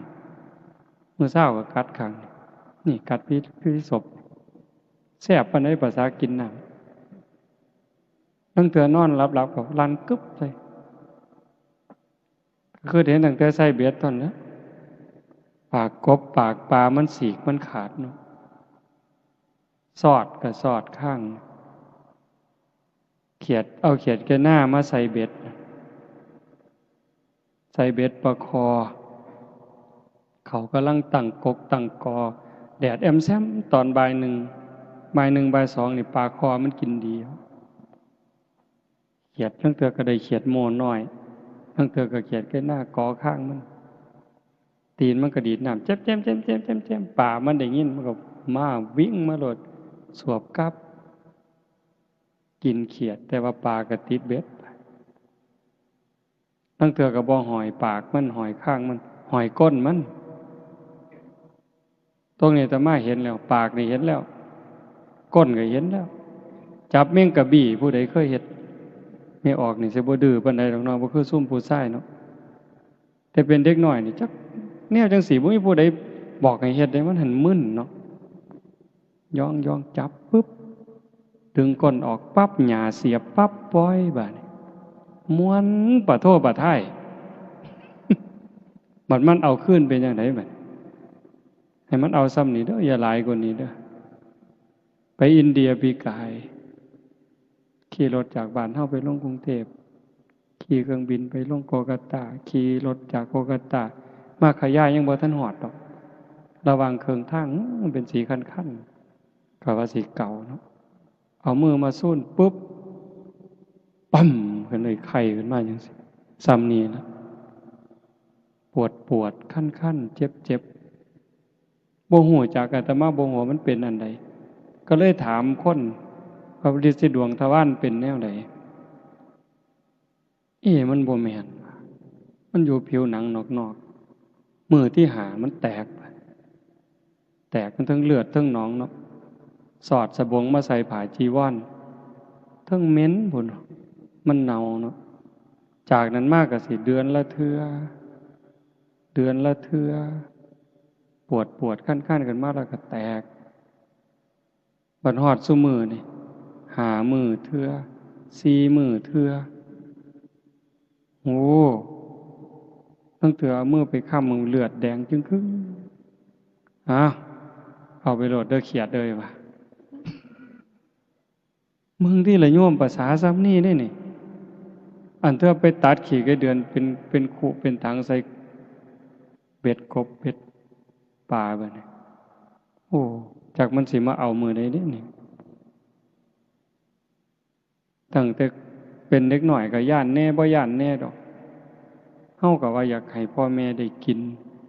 ตั้งแต่เพิ่นมีไก่สีขาไก่สู่เพิ่นกินทั้งย่านทั้งหานเพิ่นตีค่อยๆตีแห้งๆมันยังจะตายยากบัดนี้ปวดหัวสันตัวบัดน่ะอีหลีอะโยมเอาโดนฟื้นตีทั้งเธอสิตีก็ย่านมันตายคันบ่ตีก็ว่าสิกินมันตีแห้งมันห้องก็ย่านมันแต่พอสุดท้ายก็เอาจนตายจนได้หยังล่ะวะมันจะมาปวดหัวอยู่เลยนี้บ่พ้นดอกยายเล็กๆหน่อยๆจังสิเขาสิใส่แนวใดถามว่าเฮ้ยยายไปสอนได้ปลาลูกคอกก็ว่าแต่เจ้าของหมานแหละเจ้าหั่นได้หัวขี่โพกระบีบขี่แกะหมานได้เมี่ยงหนังง่อมได้เมี่ยงข้าวสารกับวานใส่ปากโลดดินเงากับหย่ำเลยจักบ้าจักดีเนาะเบิ่งกระไดคนนี่ว่ะโอ้คิดไปจะแม่นมันหลายนั่นติเอ้ยนั่นติล่ะเป็นตารู้ตนเฮาก็อ้างว่าบ่คันบ่เฮ็ดก็บ่ได้กินก็แม่นอีหลีบัดไล่ตั๊กแตนคืออาจารย์เพิ่นว่าหั่นตั้งแต่เป็นเด็กน้อยเลี้ยงงัวไล่ตั๊กแตนมาหักปีกทะลกกันดีดปีกมันแล้วหักขามันแล้วเอาไปกี้กินแล้วก็แล้วบ่เอามาโยนเล่นเบิ่งติล่ะเบิ่งความบ่ฮู้ทิพย์มาโยนน่ะตีกบเอาของกันนั่นแหมสุดท้ายก็ไปกี้กินนำกันแล้วมาเล่นเฮ็ดหยังจังวะโยนไปแต่ละเทื่อมันสิแค้นหน่อยบ่เจ้าว่าไปอูดแม่งกินนู่นมานี่เอาติเฮ้ยสิเฮ็ดจังไหนไม่ออกสิใส่แนวใดนั่งสมาธิคักๆได้นั่นล่ะจังว่ามันเป็นตาย่านจังว่าพ่อลดก็ลดพระพุทธเจ้าเพิ่นว่าเฮ็ดบาปให้เฮ็ดหน่อยๆลงมันจำเป็นอยู่บ้านนอกเฮาแฮงทุกข์แฮงยากกันบ่ฆ่าก็บ่ได้กินบ่เฮ็ดก็บ่ได้กินแต่ว่าก็ต้องรู้เสมอได้ว่าเฮ็ดทุกเทื่อบาปทุกเทื่อเพิ่นบ่ได้ว่าโอ้ยเจ้าจำเป็นดอกเนาะโยมมาบ้านเพิ่นบ่วางซิเจ้าจำเป็นเนาะจังฆ่ากันบ่ฆ่าก็บ่ได้กินคันซั่นเจ้าบ่ต้องบาปดอกบ่ว่าเอาคือเขาแต่ว่าฝ่าวใส่หนีกรรมใส่หนีเวรเขาโดยการให้ทานนี่ก็อุทิศให้เขารักษาศีลก็อุทิศให้เขาการเจริญภาวนานี่สำคัญที่สุดจังว่ามันเป็นขันให้ทานก็ซ้ำนึงรักษาศีลก็ซ้ำนึงเฮ็ดสมาธิให้จิตสงบนี่ก็ได้ระดับนึงแต่ขันธาวิปัสสนาเห็นการเกิดดับพิจารณาการเกิดดับมันได้เร็วอันนี้จริงบ่จริงเชื่อบ่เชื่อก็บ่เป็นหยังอาตมาได้ยินครูบาอาจารย์เพิ่นเว้าเพียงแค่เฮานั่งสมาธิได้โยมหายใจเข้าฮู้จักว่าเฮาหายใจเข้าหายใจออกเห็นลมหายใจออกชัดเจนเทื่อนึงใส่หนีกรรมได้6ชาติดับภพดับชาติได้6ชาติดีบ่ขันยุบหนอพองหนอเห็นท้องพองหนอชัดเจนยุบหนอชัดเจน รอบหนึ่งตัดภพตัดชาติไปได้6 ชาติเฮ็ดดูเท่าใดเฮงแต่หน่อยลงเท่านั้นบาปยิ่งหน่อยลงเท่านั้นหมดไปหลายเท่านั้นเพิ่นฟังถูกเพิ่นเฮ็ดถูกคือองคุลิมานฆ่าคน999อันนี้จักหน่อยจักหลายอันเพิ่นว่าเท่าที่นับได้นี่เท่าที่แขนพวงมาลัยไว้ได้นี่ก่อนนั้นนับบ่ถ้วนฟังถูกเฮ็ดถูกตามคำสอนพระพุทธเจ้าคันตามธรรมดาสิได้อีหยังมีแต่นรกอย่างเดียวเท่านั้นตัวแต่นั่นฟังถูกวางจิตถูกเฮ็ดตามถูกได้เป็นพระอรหันต์มื้อนี้ญาติโยมเฮาคือกันคันเฮ็ดถูกเฮ็ดแม่นฟังให้เข้าใจสังเกตเวลาเฮาประพฤติปฏิบัติเฮ็ดให้มันเป็นอย่าเฮ็ดให้มันคืออาตมาบอกโยมอยู่วัดแนวนี้เด้อย่าเฮ็ดให้มันคือนี่คือเพิ่นเฮ็ดให้มันคือเพิ่นแต่เจ้าของบ่เข้าใจมันบ่เป็นประโยชน์เฮ็ดหยังทำหยังให้มันเกิดจากความเข้าใจบ่คือผู้ใดก็สร้างมันเถาะแต่มันเกิดจากความเข้าใจเป็นเหตุเป็นผลน่ะมันสิเป็นประโยชน์สำหรับการซอยเหลือจิตวิญญาณเจ้าของนี่เรื่องจังซี่ให้ญาติโยมได้ทบทวนอาตมาเว้ามาทั้งหมดเนี่ยบ่ได้เว้าเรื่องบุญแจกข้าวเพราะว่าอาจารย์เพิ่นเว้าไปแล้วก็สิองค์ต่อๆไปก็สิมาเว้าพูดละเล็กพูดละน้อยเพื่อทำความเข้าใจยิ่งขึ้นแต่มาเลยบ่เว้าในมุมนี้ให้เห็นว่าชีวิตเฮานี่เป็นผู้ที่น่ารู้ตนที่สุดน่าห่วงใยที่สุดทั้งที่เฮาโชคดีเราได้เกิดเป็นมนุษย์พบพระพุทธศาสนาแต่คันเฮาถือเอาประโยชน์บ่ได้ประโยชน์ในที่นี้หมายความว่าอย่างน้อยๆคือปิดประตูอบายบ่ไปตกนรกอีกแล้วบ่เป็นเปรตอีกแล้วบ่เป็นอสุรกายอีกแล้วบ่เป็นสัตว์เดรัจฉานอีกแล้วเฮ็ดจังได๋สิไปฮอดบนนั้นคันเฮาบ่เข้าใจละความโลภความโกรธความหลงบ่ได้มันก็บ่รอดวิธีที่รัดสั้นที่สุดสะดวกที่สุดก็คือพยายามทำหูความรู้สึกคือกับเจ้าของเป็นคนตายแล้วได้ก็บ่งึดเสียก็บ่งึดย่องก็บ่งึดเว้าพื้นก็บ่งึดข่อยตายแล้วนี่นะเฮ็ดจังได๋มันสิได้อาตมาก็เฮ็ดบ่ทันใดจังว่ามื้อนี้มาส่วนญาติโยมทั้งเมืองมาหาญาติโยมทุกคนที่มาฟังนำกันเฮ็ดไปพร้อมกันฝึกตายก่อนตายเป็นปริญญาสวนโมกปริญญาตายก่อนตายคันเฮ็ดได้เบาโยมบ่เครียดนำไผบ่สั่งนำไผบ่ม่วนนำไผมวนนำแต่ธรรมะมวนโดยบ่ต้องหัวบ่ต้องร้องเพลงบ่ต้องฟ้อนบ่ต้องหยังแต่มันมวนอยู่ทั้งในเบิกบานอยู่ทั้งในรู้สึกว่าเจ้าของปลอดภัยจากบาปจากอกุศลปลอดภัยจากทุกโทษที่ต้องได้รับ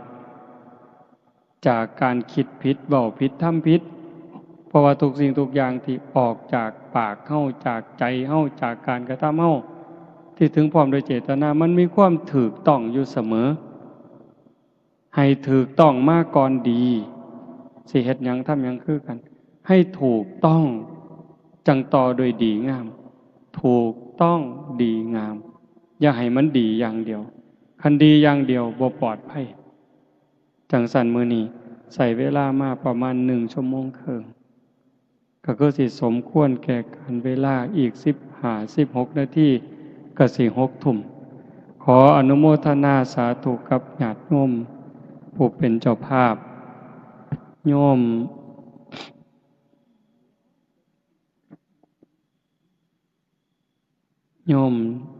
สงวนใจโยมละอองศรีใช่ปัญญาโยมสหัสใช่โยมสาวนีพันโยม ณภาพรจันใสโยมจำเริญโยมคำพันธ์พิเคราะห์กิจโยมทองพูนเบญจวรรณสีเชียงสาโยมชาติชายอุไลจันใสโยมจาติรัตน์ดวงรัตน์จันใสโยมสมบูรณ์สุปานีสีเชียงสา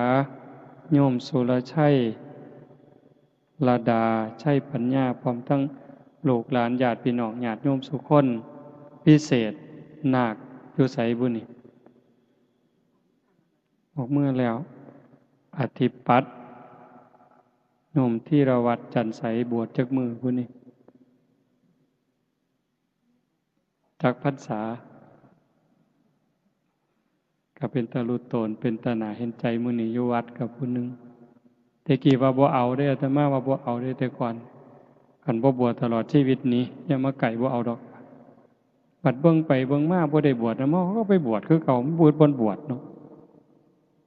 เบิ่งแล้วเป็นตะลุโตนบัดไปบวชอยู่บางหม่อง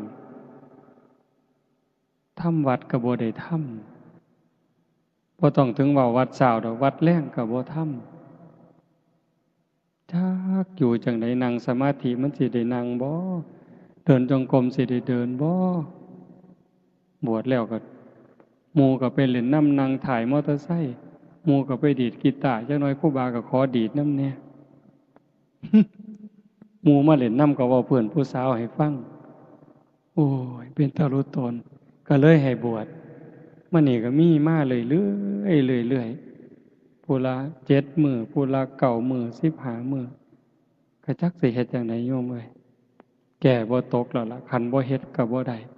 ก็เป็นตารุตนจักหน่อยก็สิว่าบวชมาบ่แห้งแล้วศาสนาพุทธก็บ่มีหยังดอกพากูกินตัวเขาวแล้งเพิ่นสิว่าอีกห่วยก็เลยให้บวชจังซั่นบวชหน่อยก็ให้เพิ่นตั้งใจพ่อแม่ดีญาติพี่น้องดีมีครูบาอาจารย์ดีก็ย้ำเตือนกันเอาแนะนำกันเอาเด้ออนุโมทนาสาธุถ่ายที่สุดก็ขออาราธนาอ้างอิงอำนาจแห่งคุณพระศรีรัตนตรัยคุณของพระพุทธเจ้าพระธรรมพระสงฆ์และอำนาจแห่งบุญกุศลคุณงามความดีที่มีทั้งหมดทั้งมวลในสากลจักรวาลจงล้อมร่วมเป็นตบะเป็นเดชะเป็นพลวะปัจจัยเอื้ออำนวยหนุนส่งดวงจิตวิญญาณของโยมพ่อใหญ่คูณแม่ใหญ่พิมพาจันใสตลอดทั้งปู่ย่าตายายบิดามารดาสามีภรรยาญาติพี่น้องลูกเต่าเหล่าหลานตั้งแต่ชาติก่อนพบก่อนพ่อแม่ในอดีตปู่ย่าตายายในชาติก่อนพบก่อนในอดีตถ้าได้รับหูรับทราบก็จงอนุโมทนาสาธุรับเอาหากบ่สามารถจะรับหูรับทราบได้ก็ขอฝากข่าวบุญข่าวกุศลที่ญาติโยมผู้เป็นเจ้าภาพพร้อมทั้งพี่น้องสุคนที่มาร่วมบุญในมื้อนี้ได้เฮ็ดได้สร้างได้ทำตั้งแต่การให้ทานไหว้พระรับศีลฟังเทศน์ฟังธรรมเจริญสมาธิภาวนาเหล่านี้ฝากไปกับเราเทพเทวดาพระนางธรณีภูมิญาณวิถีอันเป็นทิพย์จงนำข่าวบุญข่าวกุศลส่วนนี้ไปแจ้งแก่ดวงจิตวิญญาณโยมพ่อใหญ่คูณแม่ใหญ่พิมพาจันใสพร้อมทั้งญาติพี่น้องในอดีตชาติให้ได้รับหูรับทราบ